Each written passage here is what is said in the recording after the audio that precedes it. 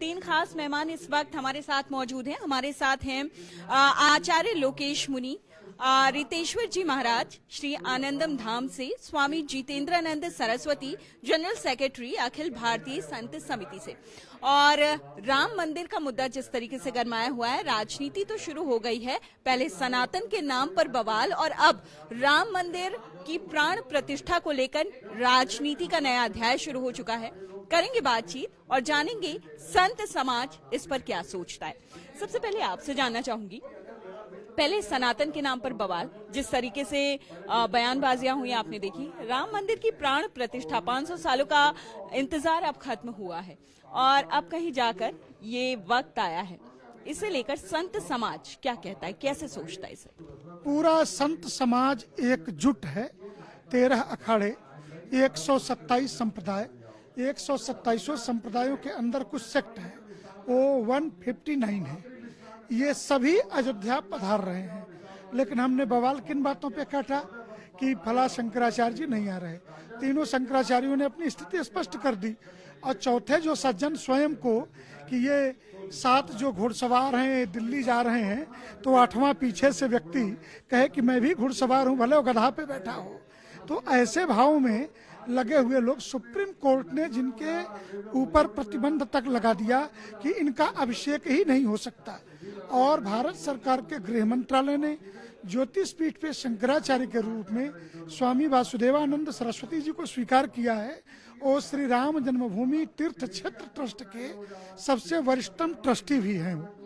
तो इसलिए ट्रस्टी होने के नाते उनका तो स्वाभाविक था रहना। और बाकी जो राजनीतिक बवाल है कि मैं नहीं आ रहा, फला नहीं जा रहे, इन बातों का कोई बहुत लेना देना नहीं है।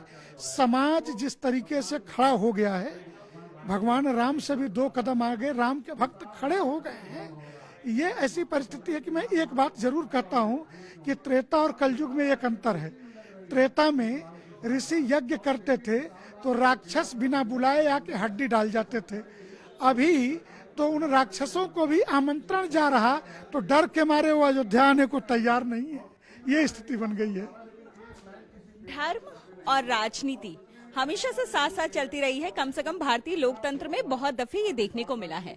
और इस बार राम मंदिर का मुद्दा जिस तरीके से विपक्ष और काफी सारे लोग जो हैं इसे एक निगेटिव वे में लेकर जा रहे हैं और एक धार्मिक मुद्दे को बाकायदा राजनीतिक रंग देने की कोशिश की जा रही है। लोकतंत्र के लिए कितना खतरनाक हो सकता है?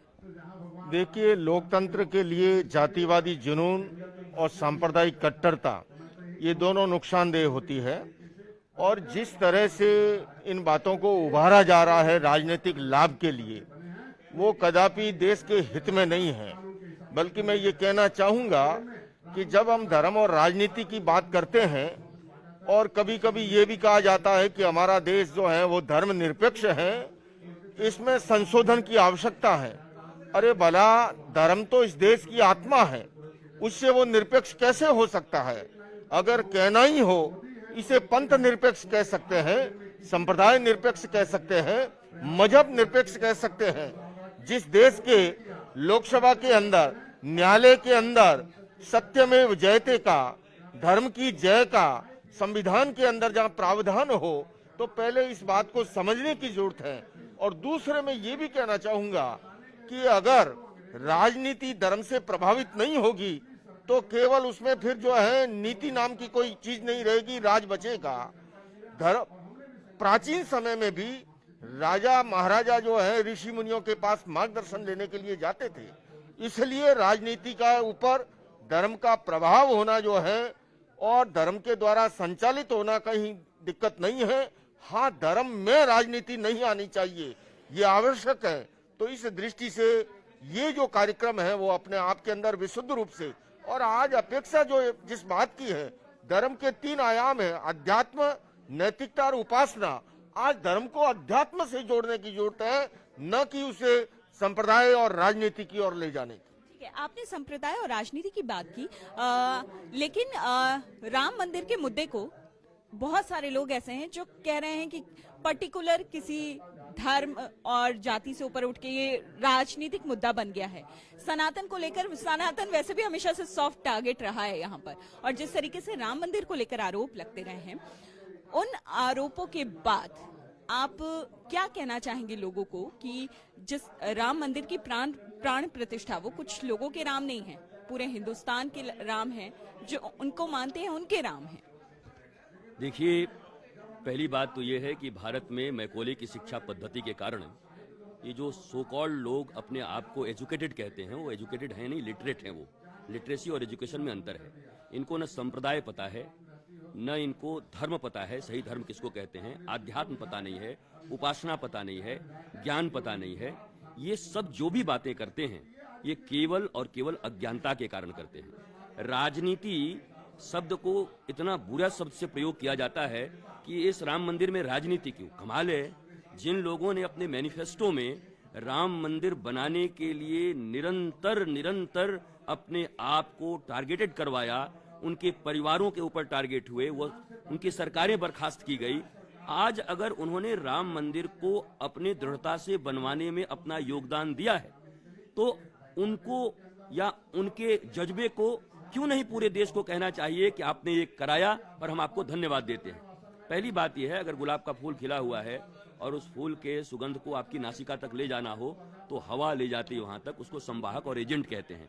हम जो बैठे हैं यहाँ पर ना, हमें भी सत्ताधारी पार्टी का एजेंट कहा जाता है, लेकिन उनको एजेंट और संवाहक का अर्थ पता नहीं है। संवाहक का काम है जो सुंदरता है, जो सुगंध है, उसको जन जन के नासिका तक पहुंचाना, और संतों का काम है भारतवासी जो हजारों वर्ष के गुलामी के कारण डरे हुए थे, सिकड़े हुए थे, अपने ज्ञान से दूर थे, आज संत राम मंदिर के इस स्थापना और प्रतिष्ठा, प्राण प्रतिष्ठा समारोह के सूचना को दे करके पूरी दुनिया में। मैं परसों अयोध्या में था, एक जर्मन पत्रकार मुझसे पूछ रहे थे कि मेरे जर्मनी के बच्चे ये पूछते हैं कि ये बात, जब भी वेटिकन का नाम आता है तो क्रिश्चियनिटी याद आती है, जब भी मक्का मदीना का नाम आता है तो इस्लाम याद आता है, जब भी अयोध्या, मथुरा और काशी का बात हो तो हमें हिंदुओं का तीर्थस्थल और भगवान का जन्मस्थान नजर आता है।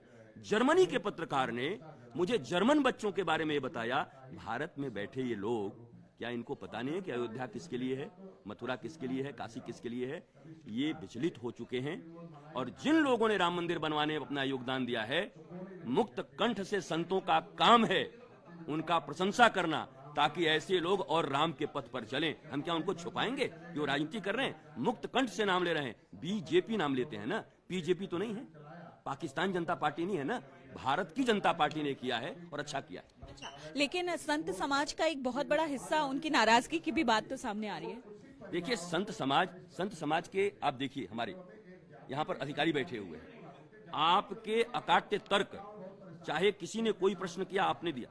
संत शब्द का अर्थ क्या होता है? साधु शब्द का अर्थ क्या? साधु का अर्थ होता है जो अपना कार्य सिद्ध कर ले और लोगों के कार्य को भी सिद्ध कर दे। आज सारा संत समाज अपने लोगों के बीच जा कर ये कह रहा है, राम भारत की आत्मा है, सनातन धर्म का पहला पहचान है, वसुधैव कुटुंबकम।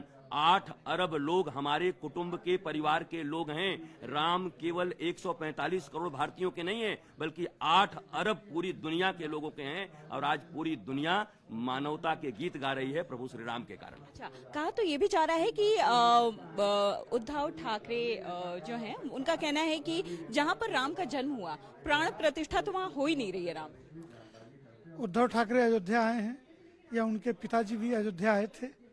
नहीं। महाराष्ट्र में बैठे बैठे श्रेय लेना एक विषय है। दूसरा, उद्धव ठाकरे संजय राउत के उस बात को, अयोध्या 3 किलोमीटर के रेडियस में भी नहीं है। मैंने पहले भी कहा इस बात को कि ये सेंट्रल सुन्नी वक्फ बोर्ड के एजेंडे को आगे बढ़ाने वाले उद्धव ठाकरे, और ये बोल रहे कि मुझे निमंत्रण नहीं मिला। निमंत्रण किसको मिला? वो नीतिगत विषय था कि सभी दलों के अध्यक्ष को। सुप्रीम कोर्ट ने शिवसेना का अध्यक्ष किसे माना? एकनाथ शिंदे को। इसलिए वो निमंत्रण किसको जाएगा? शिवसेना का निमंत्रण, जो बाल ठाकरे वाली शिवसेना है, वो एकनाथ शिंदे को जाएगा। तो उद्धव ठाकरे के ताली बजाने का कोई अर्थ नहीं बचा। इसलिए ऐसे राजनीतिक दलों को मैं यही कहूंगा कि पहले अयोध्या आओ, अयोध्या देखो कितनी बड़ी अयोध्या है, और पूरा मुकदमा 2.77 एकड़ में चला था। इतनी ही जमीन थी और मंदिर का वो पूरा परिसर 2.77 एकड़ के साथ और बढ़ा के 3.5 एकड़ का वो पूरा का पूरा प्लाट है जिस पर मंदिर बन रहा है। इसलिए ये मूर्खतापूर्ण बातें मूर्खतापूर्ण तर्कों का कोई समाधान नहीं। मैं सिर्फ इतना ही कहूंगा कि ये हिंदू के कपड़े में इस्लामिक एजेंट ये सिर्फ उन इस्लामिक एजेंटों की बातों को हवा दे रहे, उससे हमें कोई फर्क पड़ने वाला नहीं है। हमसे बातचीत करने के लिए, इंडिया टीवी के मंच पर आने के लिए आप सभी का बहुत बहुत शुक्रिया।